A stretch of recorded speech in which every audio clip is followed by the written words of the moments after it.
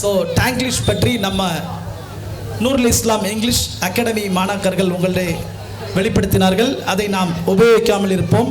அடுத்ததாக ஒரு சிறிய ஹதீஸுடன் இங்கே வருகை தருகிறார் மாணவர் அர்ஷத்.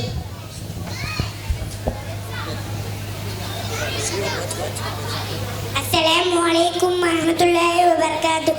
அல்-ஹதீஸ் கால நபி ஸல்லல்லாஹு அலைஹி வஸல்லம் அல் ஜன்னத்து தஹ்த அக்தாமில் மார். நபி ஸல்லல்லாஹு அலைஹி வஸல்லம் கூறினார்கள், சொர்க்கம் தாயின் காலடி இருக்கிறது என்று கூறினார்கள்.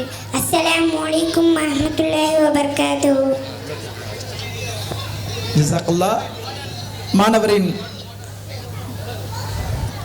கல்வி அறிவை அல்லாஹ் வளப்படுத்துவானாக. ஸோ ஆங்கிலத்திலே அடிக்கடி ஒரு வார்த்தை சொல்வதுண்டு, take knowledge from technology. Take knowledge from technology. தொழில்நுட்பத்தை அறிவு நுட்பத்தை தேடுங்கள். தொழில்நுட்பத்தில் அறிவு நுட்பத்தை தேடுங்கள். செல்ல குழந்தைகளுக்கு செல்போன் தேவையா?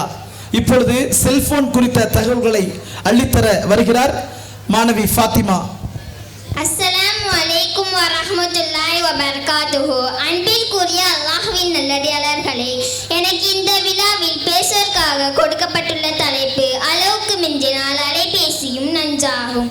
அதிகமாக செல்போனில் மூழ்கி இருக்கும் இன்றைய தலைமுறையினரின் போக்கை நினைத்தால் எனக்கு மிகவும் பயமாக இருக்கின்றது. ஏனென்றால் இவர்களுக்கு பிடித்த ஒரே பொருள் செல்போன். இவர்களின் எண்ணம் படிக்காமல் பாஸ் ஆக வேண்டும், கஷ்டப்படாமல் வேலை கிடைக்க வேண்டும், யாருக்குமே மரியாதை தரக்கூடாது, தனக்கு தெரியாத விஷயம் எதுவுமே இல்லை என்று எண்ணுகிறார்கள்.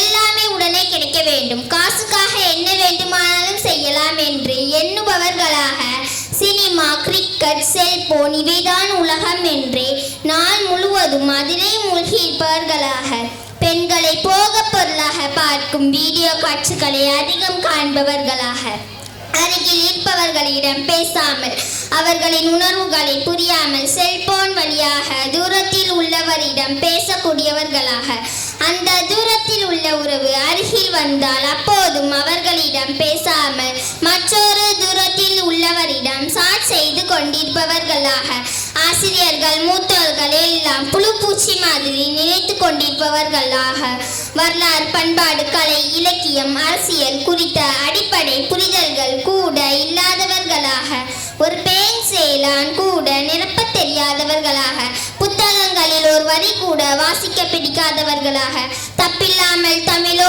ஆங்கிலமோ எழுதவோ பேசவோ வராதவர்களாக, ஒரு விஷயத்தை கோர்வையாக சொல்ல தெரியாதவர்களாக, விதியில் நின்று விஷம் குடித்து கொண்டிருந்தாலும் அதை செல்ஃபி எடுத்து போடக்கூடியவர்களாக.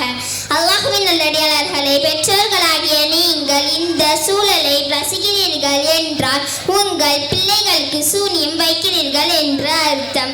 தயவு செய்து அடுத்த தலைமுறை குழந்தைகளுக்கு பிறந்த முதலே செல்போன்களை அறிமுகம் படுத்தாதீங்க. குழந்தை பருவத்திலேயே மூக்கு கண்ணாடி அணிய வேண்டிய சூழல் நிச்சயமாக உருவாகலாம். வருங்காலத்தில் செல்போன் சார்ந்த சில பாதிப்புகள் உருவாகலாம் என்று கூறி உங்களிடமிருந்து விடைபெறுகிறேன். அஸ்ஸலாமு அலைக்கும் வரஹ்மத்துல்லாஹி. அல்ஹம்துலில்லாஹ். செல்போனின் தீங்கு குறித்து தெல்ல தெளிவாக இங்கே எடுத்துரைத்த மாணவியின் கல்வியறிவை அல்லாஹ் வளப்படுத்துவானாக. அடுத்ததாக ஈமானிய உணர்வை மேலோங்க செய்யும் ஒரு சிறிய ஹதீஸை இன்முகத்தோடு எடுத்துரைக்க இங்கு வருகை தருகிறார் மாணவி ஹப்சா ஃபாத்திமா. அஸ்ஸலாமு அலைக்கும் வரஹ்மத்துல்லாஹி வபரகாத்துஹு. எனக்கு இந்த மல்சாவில் பேசுவதற்காக கொடுக்கப்பட்டுள்ள தலைப்பு சிறிய ஹதீஸ். காலன் நபியு நபின் ஸல்லல்லாஹு அலைஹி வஸல்லம் மன் கால லா இலாஹா இல்லல்லாஹு தஹலல் ஜன்னத். நபின் ஸல்லல்லாஹு அலைஹி வஸல்லம் அவர்கள் கூறினார்கள், யார் லா இலாஹா இல்லல்லாஹு என்று சொன்னார்களோ அவர் சுலனம் செல்வார். அஸ்ஸலாமு அலைக்கும் வரஹ்மத்துல்லாஹி